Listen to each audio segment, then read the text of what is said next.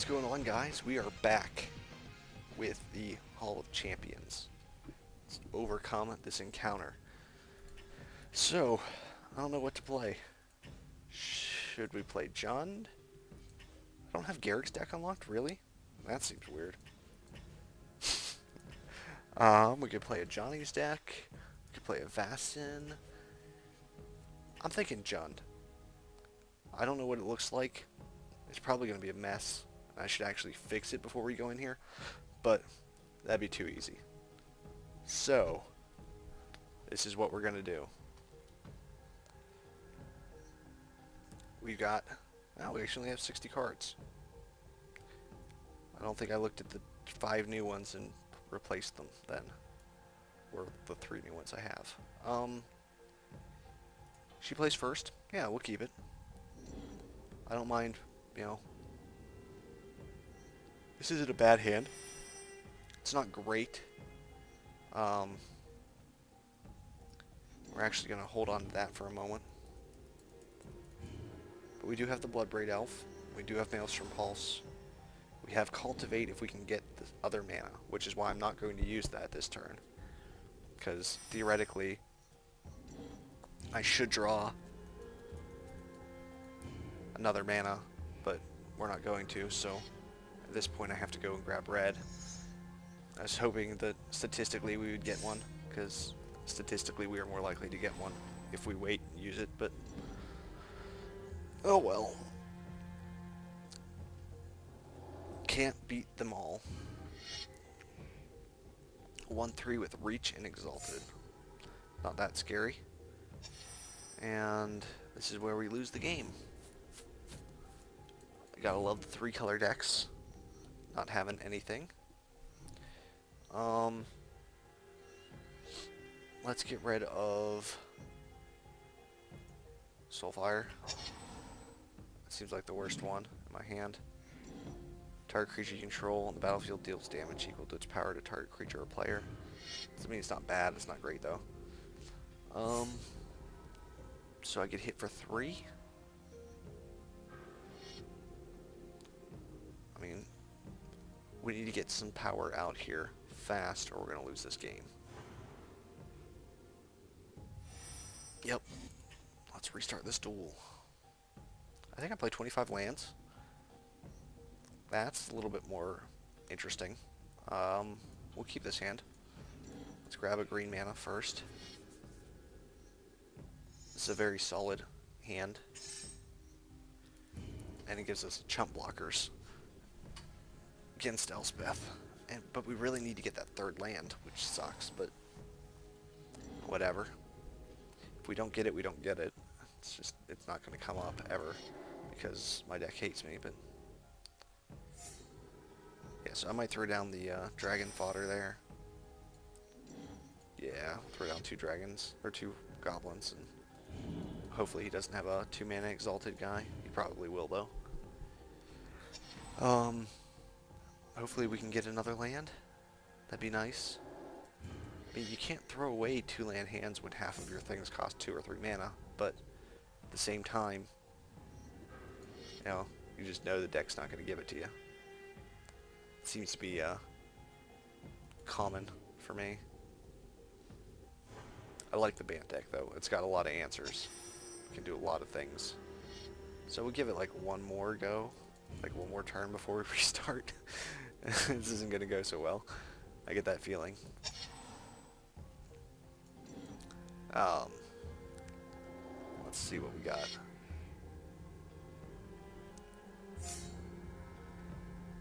Ugh.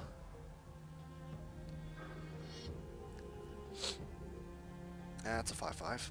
Yep, looks like we take, well, it looks like I throw the dragon. The fodder guy in front of it. Not the dragon fodder, but just the fodder guy. That's what he is. He's there for the devour. I mean, the thing is like, honestly, like, I can survive turns. I mean, I've got 4 more turns surviving against this deck because it can't answer anything. And then as soon as I get black mana, I get the Jund Charm and just wipe the board. Wipe his board. And mine. But I'm much more okay with wiping my board at this point. That's the bad thing about Exalted, though. Like, until he gets the Lockstone Warhammer. Or not the Lockstone Warhammer, the Behemoth Sledge. So, put one on the battlefield, and one into my hand. Okay. So that catches us back up fairly nicely. Now see, like, this is going to be the problem. It's going to stall on blue mana all the time.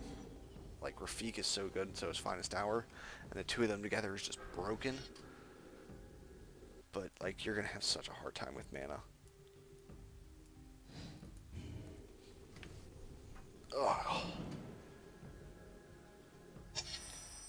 So let's see, what do?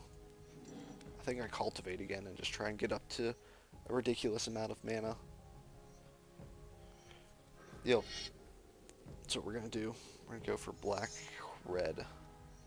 Black, red. Okay. Even though Devour might not be perfect, we'll get it. And this will be sick. We'll just, I think the goal next turn is get out the Flame Blast Dragon. And then once we get out the Flame Blast Dragon, we just Jund Charm, wipe the board. Because again, she has no threats. You know, we can chump block for 2 more turns, and she can't answer them. And then even if she does deal with the Flame Blast Dragon, the deck does play Path in the side though. I don't know. We'll play a Flame Blast. We'll see what happens. Because I'm not actually sure if she has removal or not. And then the Flame Blast will let us just wipe the board. We won't even need to Jund Charm. Go get your blue mana. Go get it.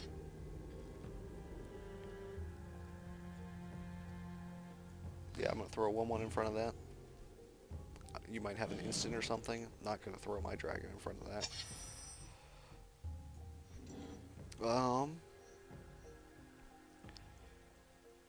So let's do that. Choose a creature you control. Deal to a creature, that guy. We will attack the creature, the Pride Mage. +3/+3, and other creatures you control get +1/+1, so that makes him a 5, which means I can't kill him. Nah, I don't want to choose that ability. We'll just hit her in the face for 5. Okay, not bad. Why didn't you go for blue mana? I don't know. Yeah, I'll take 3. You can hit me for 3 all you want.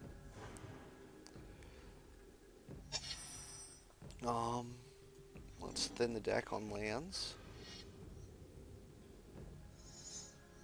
I had someone the other day try and tell me that fetch lands aren't good in Modern, and I kind of laughed a little bit. I'm also trying to get into Modern. Yeah, let's play him. We'll Devour him. And we'll get in there for 11. Do to that guy and kill him.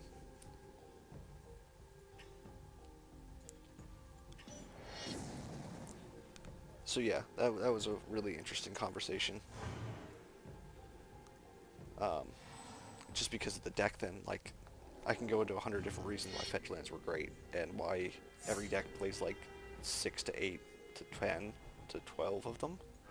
It's not because they're you know, like, oh, I really need this land. You know, they help with that, but the reason people play them is because they go sack thin my deck and fix my mana. So I'm less likely to draw lands because I sacked this land and got another one. So, I mean, that's the reason they're played, is because they give you advantage in statistics, not because they give you advantage in, you know, super crazy mana fixing. You You know, I could care less if someone was like, even Mimia sensor on your creature, or on your mind sensor, or whatever it is, on my fetch land, and be like, okay, I lose a land, and you get a creature. Whoops. Alright, so that's the first one. That is...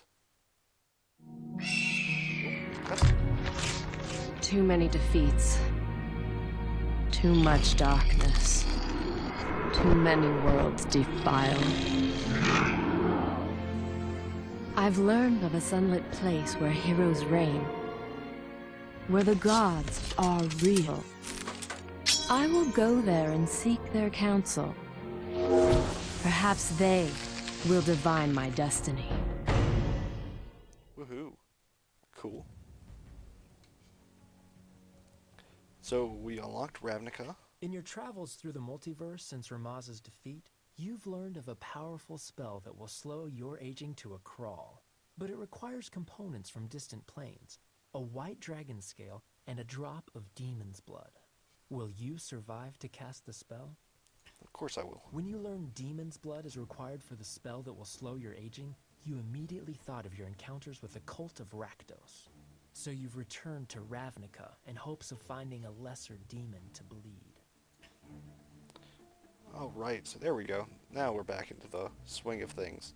So that was Elspeth beat, and now we'll be back and finish the rest of this stuff. So we'll be back in a moment.